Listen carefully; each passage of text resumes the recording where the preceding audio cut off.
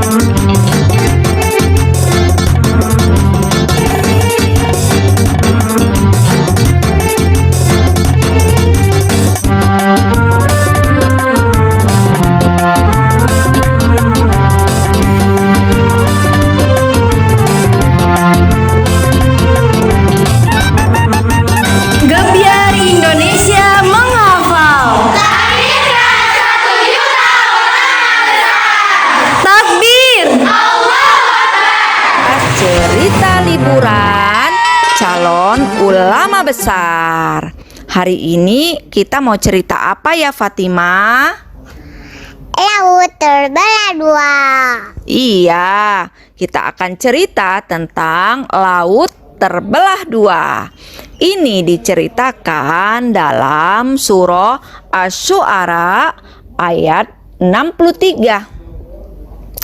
Setelah dipermalukan di hadapan banyak orang, Fir'aun berkata, "Mereka telah membuatku marah dan mereka harus dibinasakan."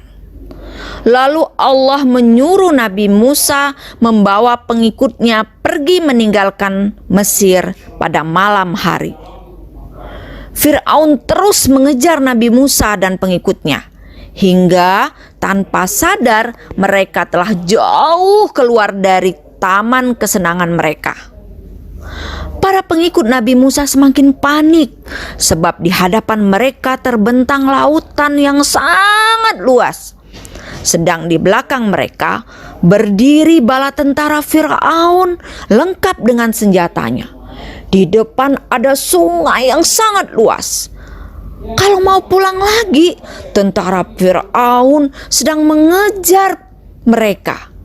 Nabi Musa menenangkan mereka sembari berucap, "Kita tidak akan tersusul, sebab Tuhanku akan memberi petunjuk kepadaku." Lantas Allah berfirman, "Pukullah laut itu dengan tongkatmu." Seketika itu juga laut terbelah menjadi dua, sehingga terbentang jalan di hadapan mereka. Mereka lari dan berhasil menyeberangi lautan, sedang Fir'aun dan bala tentaranya tenggelam di dasar lautan. Ayo, mengapa laut bisa terbelah menjadi dua, Dek Ima? Karena dibelah Dibelah sama apa? sama tongkat. Atas izin siapa tongkat itu bisa membelah lautan, Adek Ima? Allah. Masya Allah, Dek Ima kian pandai. Nih ya, ada doa mohon kebaikan. Rabbi inni lima anzalta ilayya min khairin faqir. Ya Tuhanku, aku sangat membutuhkan kebaikan yang Engkau turunkan kepadaku. Tuh, Adek Ima suka nggak ceritanya? Suka. Mau nggak diterusin? Mau. Kalau mau, terus ikuti cerita liburan calon ulama besar bersama Bu Nurul dan Adek. jumpa lagi.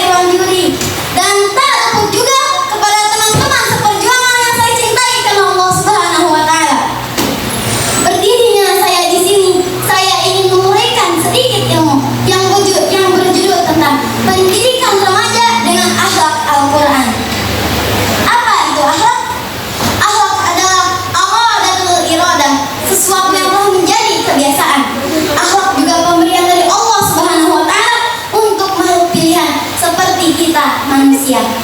Lalu, bagaimana cara membangun akhlak yang baik bagi remaja atau pemuda yang Islami? Jawabannya adalah Luqman Al-Hakim, seorang pemberi nasihat, memberikan cara kepada kita bagaimana cara membangun akhlak yang baik dalam Islam, yaitu dengan mengetahui apa pondasi akhlak bagi seorang muslim. Lalu, apa itu pondasi akhlak bagi seorang muslim? Pondasi akhlak bagi seorang muslim ialah akidah yang benar, akidah yang lurus.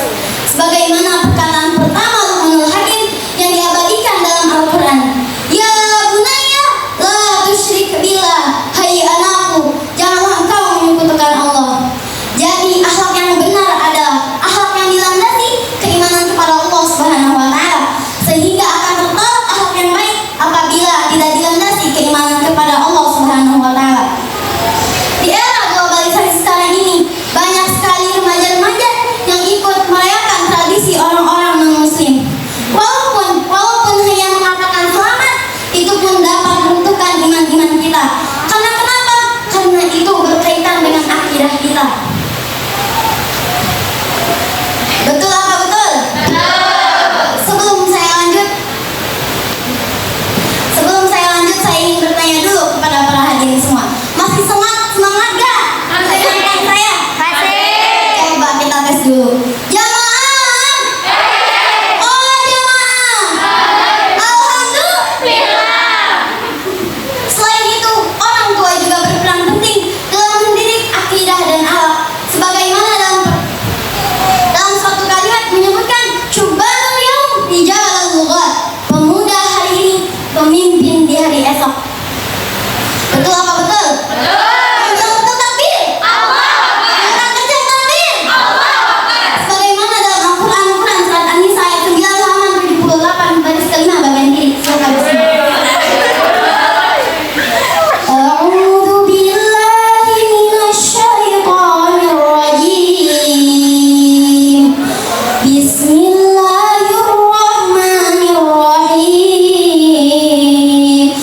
Wal yakhshal ladzina law taraku min khalfihim dzurriyyatan dhi'afan khafu 'alaihim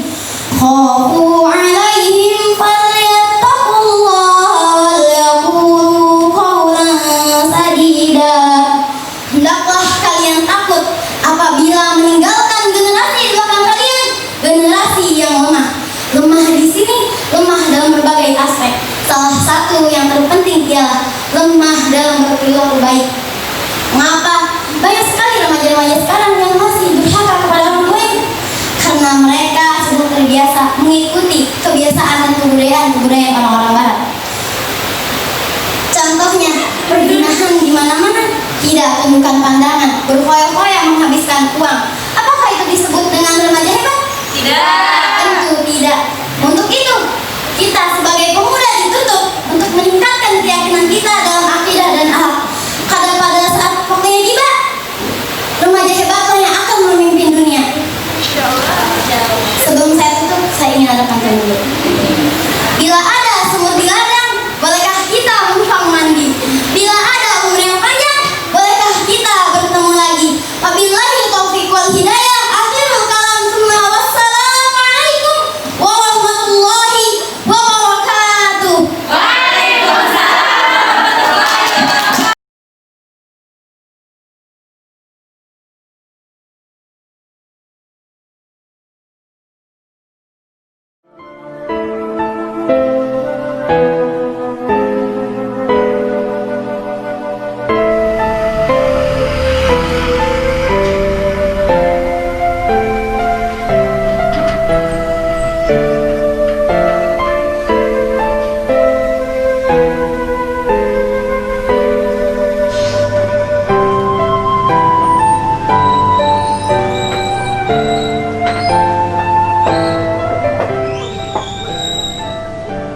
Assalamualaikum warahmatullahi wabarakatuh. Alhamdulillahi wa kafa, wassalatu wassalamu ala nabiyyil mustafa wa ala alihi wa sahbihi an sidqi wal wafa wa ba'd. Faqala Allah ta'ala fi kitabihil karim, a'udzu billahi minasy syaithanir rajim. Bismillahirrahmanirrahim. Mathalul ladzina yunfiquna amwalahum fi sabilillahi kamathali habbah ambatat sab'a sanabila fi kulli sumbulatin mi'atu habbah wallahu yudha'ifu liman yasha wallahu wasi'un alim. Perumpamaan orang-orang yang menginfakkan hartanya fi sabilillah seperti seorang yang menanam satu biji, lalu biji itu menumbuhkan 7 tangkai, pada tiap-tiap tangkai berbuah 100, jadi 700. Wallahu yudha'ifu liman yasha, dan 700 itu kembali Allah terus menerus lipat gandakan pahalanya liman yasha, bagi orang yang Allah kehendaki. Wallahu wasi'un alim, dan Allah Maha luas karunia-Nya lagi Maha mengetahui. Quran surah Al-Baqarah ayat 161. Para bapak, ibu, jemaah, para donatur dan dermawan rahimakumullah, alhamdulillah, bersyukur pada Allah Subhanahu wa taala, salawat kepada Rasulullah. Antum lihat sekitar kita sekarang, di belakang saya banyak bambu-bambu yang berdiri. Ini adalah persiapan pengecoran lantai 2 Masjid Bait Qur'ani, Masjid Pondok Pesantren Tahfiz Bait Qur'ani, yang insya Allah nanti namanya akan kita pikirkan nama masjid apa. Tapi sementara nama masjidnya Masjid Pondok Pesantren Tahfiz Bait Qur'ani untuk lantai 2. Alhamdulillah, berkat bantuan dan wakaf dari antum semua, kita telah selesai membangun lantai 1 masjid. Lantai 1 masjid dikhususkan untuk para santriwan nanti pada pelaksanaannya. Kemudian nanti untuk lantai 2 ini persiapan untuk masjid santriwati dan ibu-ibu, ummahat-ummahat. Ya, kalau nanti ada pengajian, ada tabligh akbar dan lain-lain, maka ibu-ibu di lantai 2. Untuk melanjutkan pembangunan masjid lantai 2, kita masih mengalami kendala yang sangat besar, yaitu soal biaya pembangunan. Karena sekarang untuk lantai 2 ini sama sekali kita belum mempunyai sama sekali biaya pembangunannya. Nah, ini kesempatan luar biasa bagi semua ya Bapak Ibu sekalian untuk ikut serta dalam amal jariah ini. Karena sekecil apapun andil kita, insya Allah ini pahalanya mengalir terus menerus. Walaupun nanti yang berwakaf sudah meninggal dunia, walaupun 1 rupiah. Tadi kalau kalimatnya 1 diganti 700, itu tidak dibatasi 700. Karena dalam bahasa Arab angka 700 itu artinya sangat banyak. Dan memang Al-Quran menyebutkan angka 7, 70, 700, ini sangat banyak. Sehingga sampai wallahu yudha'ifu liman yasha, Allah terus menerus melipat gandakan. Artinya sekali berwakaf dilipat gandakan terus menerus, walaupun yang berwakaf sudah meninggal dunia ya dalam alam barzah. Tapi selama sarana yang dia wakafkan ini terus berfungsi, walaupun satu padang besi, satu batu bata atau satu paku yang ini berfungsi untuk mengokohkan bangunan ini, maka pahala itu mengalir terus. Kalau di sini untuk tahfiz Quran dan mencetak para ulama, 1 huruf yang dibacakan saja pahalanya bukan 10 ya, karena dalam hadis kan asyra hasanah, ada 10 hasanah. Sedangkan Al-Quran menyebut al-hasanatu bi asyri amsalihha, 1 hasanah dikali 10. Berarti bisa jadi 1 huruf saja berpahala 100. Dan anak-anak ketika menghafal Quran, 1 ayat bisa diulang 20 kali. Coba berapa kali 20 kali sebanyak huruf itu untuk yang membaca Al-Quran dan menghafalkan, dan semua pahala itu untuk yang berwakaf. Bayangkan banyaknya, bahkan melebihi banyaknya pahala orang yang menghafal Quran itu sendiri bagi orang yang berwakaf. Ini kesempatan luar biasa kepada kita semua, Bapak Ibu, para dermawan, untuk mendulang sebanyak-banyaknya pahala di hadapan Allah Subhanahu wa taala. Inilah yang menolong kita nanti di alam barzakh, di yaumil akhir. Karena harta kita ini pasti akan kita tinggalkan. Harta yang kita bawa mati, itulah yang kita wakafkan itu, dan akan menjadi istana di sorga di yaumil akhir nanti di hadapan Allah Subhanahu wa taala. Nah, karena itu kami menyarankan kita semua, mari kita manfaatkan. Insya Allah kami amanah. Ini sebagai bukti yang sudah didonasikan, sudah berbentuk bangunan, dan sudah digunakan. Pada waktu khataman Quran 30 juz, ada 13 santri, mereka mengkhatamkan Quran hafalan terakhir di masjid ini, di musola ini, dan ada juga kegiatan lainnya yang dilaksanakan di sini. Insya Allah setelah ini nanti bergulir, maka mengalirlah terus pahalanya buat para donatur dan dermawan sekalian. Kami mendoakan semoga antum semua, baik yang sudah ada untuk berwakaf atau yang belum ada baru pasang niat, kami doakan semoga Allah memberikan antum kesehatan luar biasa, fit terus, memberikan rezeki berlimpah yang banyak, halalan thayyibah barokah, anak-anaknya semuanya sehat walafiat, menjadi soleh dan solehah, semoga menjadi hafiz dan hafizah, dan menjadi para ulama dan pemimpin bangsa pada saat mereka besar nanti. Dan semoga antum dan keluarga semua kita masuk surga bersama, berjumpa Rasulullah di surga Firdausnya nanti. Amin ya rabbal alamin. Fatafaddalu, maka persilahkanlah untuk berwakaf. Datanglah ke sini, surveilah, lihatlah para santri, kemudian putuskanlah sendiri. Insya Allah kalau berwakaf, bersedekah tidak akan kurang harta, karena Allah berjanji, la in syakartum la azidannakum. Seandainya kalian bersyukur, maka selalu ditambah, pasti ditambah oleh Allah rezeki kalian di dunia ini dan nanti di akhirat. Terima kasih banyak. Semoga kita bisa berlomba-lomba dalam kebaikan. Fastabiqul khairat. Wassalamualaikum warahmatullahi wabarakatuh.